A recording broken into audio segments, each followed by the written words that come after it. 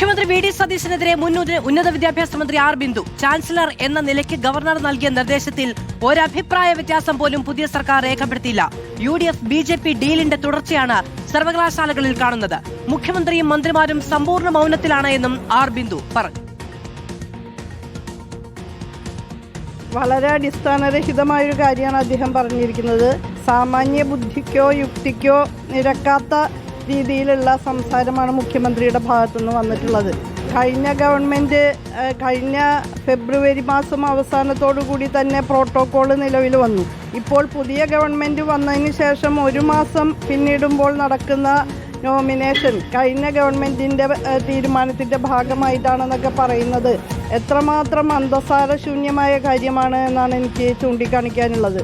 ഇത്തരത്തിൽ പൊള്ളയായിട്ടുള്ള നുണപ്രചരണങ്ങളിലൂടെയാണ് UDF യഥാർത്ഥത്തിൽ വിജയിച്ചത്. റോഷിപാൽ നമ്മളോടൊപ്പം തുടരുന്നുണ്ട്. റോഷിപാൽ, 19 പേരെ നിർദ്ദേശിച്ചതിലധികവും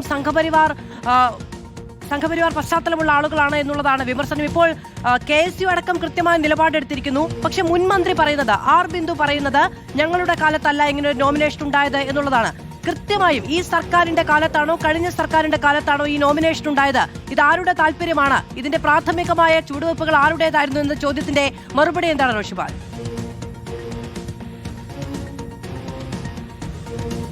അതിൽ കോൺഗ്രസിന്റെ വിദ്യാർത്ഥി സംഘടനയായ KSU ശക്തമായ എതിർപ്പ് ഉയർത്തിക്കഴിഞ്ഞു. പക്ഷെ അതിൽ സംഘപരിവാർ അജണ്ട നടപ്പിലാക്കാനുള്ള ഗവർണറുടെ നീക്കത്തിന് സഹായം നൽകിയത് പിണറായി സർക്കാരാണെന്ന വാദമാണ് അവർ ഉയർത്തുന്നത്.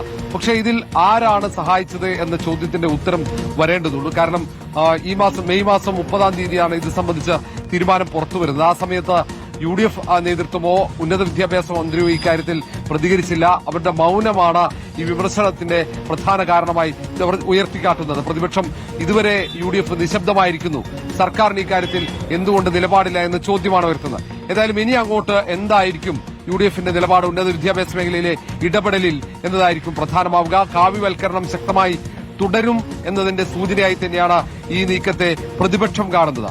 അതിൽ വിദ്യാർത്ഥി സംഘടനകൾ, UDF വിദ്യാർത്ഥി സംഘടനകളും സമാനമായി തന്നെ കാണുന്നു. ഏതായാലും ഇതൊരു വെല്ലുവിളിയായി തന്നെ UDF സർക്കാരിന് മുന്നിൽ വരും. കാരണം LDF സർക്കാരിന്റെ കാലത്ത് സമാനമായ നിലപാട് രാജ്ഭവൻ സ്വീകരിച്ചു. ഗവർണറുടെ ഭാഗത്ത് ഉള്ള നിലപാട് അത് ആവർത്തിക്കുന്ന ഒരു സാഹചര്യം. അതുകൊണ്ട് ഇനിയും അതിൽ വിട്ടുവീഴ്ച ചെയ്യുകയോ അല്ലെങ്കിൽ കടുത്ത നിലപാട് സ്വീകരിക്കാതിരിക്കുകയോ ചെയ്താൽ പ്രതിപക്ഷ വിദ്യാർത്ഥി സംഘടനകൾ തെരുവിലിറങ്ങുമെന്ന കാര്യത്തിൽ സംശയമില്ല. അത് വലിയ പ്രശ്നമായി മറ്റൊരു കാര്യം ഇപ്പോൾ CPM അടക്കം ഉന്നയിക്കുകയും കഴിഞ്ഞ ദിവസങ്ങളിലൊക്കെ സമൂഹ മാധ്യമങ്ങളിൽ വലിയ തോതിൽ പങ്കുവെക്കുകയും ചെയ്തത്, ഏറ്റവും അവസാനത്തെ തീരുമാനം സർക്കാരിന്റെ താല്പര്യം അനുസരിച്ചായിരിക്കണമെന്ന് കോടതി പോലും പറഞ്ഞതാണ്. ഒരെതിരഭിപ്രായവും പറയാതെ അംഗീകാരം നൽകുന്ന തീരുമാനം എന്ന് പറയുന്നത് കാവ്യവൽക്കരണത്തിനുള്ള ഉപാധിയാണ് എന്നതായിരുന്നു.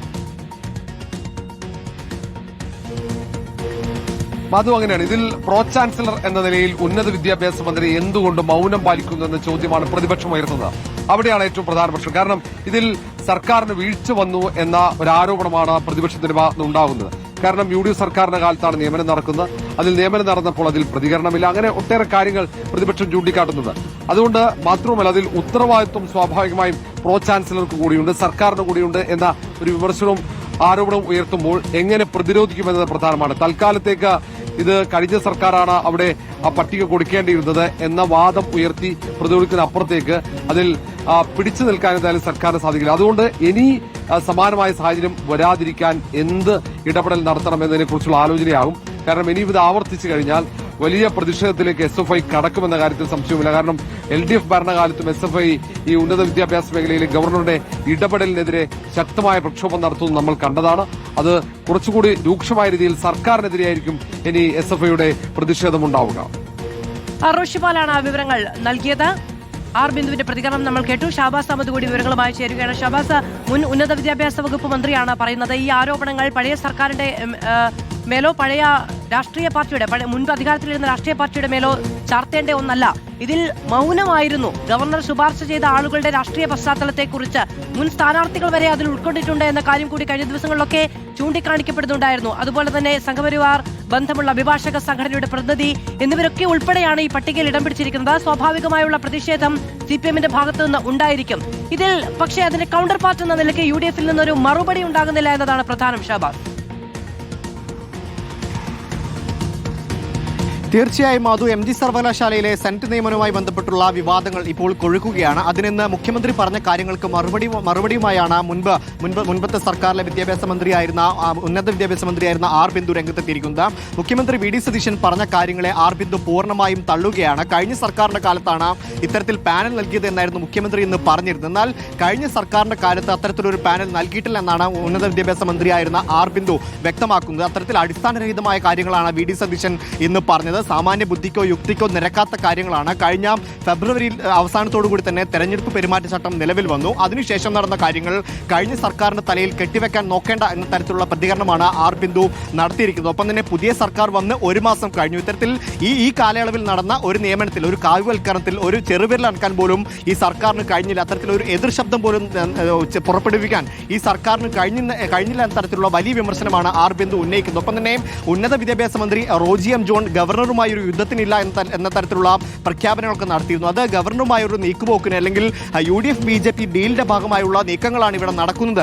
അതിന്റെ ഭാഗമായി തന്നെയാണ് ഗവർണർ ഇത്തരത്തിൽ നിയമനം നടത്തിയപ്പോൾ അതിനെതിരെ ഒന്ന് ശബ്ദിക്കാൻ പോലും അല്ലെങ്കിൽ ഒരു എതിർശബ്ദം ഉണ്ടാക്കാൻ പോലും UDF സർക്കാർ തയ്യാറാകാതിരുന്നത് എന്ന തരത്തിലുള്ള വലിയ ആരോപണമാണ് ആർ ബിന്ദു ഉന്നയിക്കുന്നത്. ഒപ്പം തന്നെ കഴിഞ്ഞ സർക്കാരിന്റെ കാലത്താണ് ഇത്തരത്തിൽ ഈ പാനൽ നൽകിയത് എന്ന തരത്തിലുള്ള ഈ വാദങ്ങളെ, മുഖ്യമന്ത്രിയുടെ വാദങ്ങളെ ഉന്നത വിദ്യാഭ്യാസ മന്ത്രിയായിരുന്ന ആർ ബിന്ദു പൂർണ്ണമായും തള്ളുകയാണ്. അത്തരത്തിലൊരു നീക്കവും നേരത്തെ നടന്നിട്ടില്ല. ഇപ്പോൾ പുതിയ സർക്കാരിന്റെ കാലത്ത് നടന്ന നിയമനങ്ങളെ എതിർക്കേണ്ടത് അത് പുതിയ സർക്കാരിന്റെയും ഉന്നത വിദ്യാഭ്യാസ മന്ത്രിയുടെയും മുഖ്യമന്ത്രിയുടെയും ഒക്കെ ചുമതലയാണ്.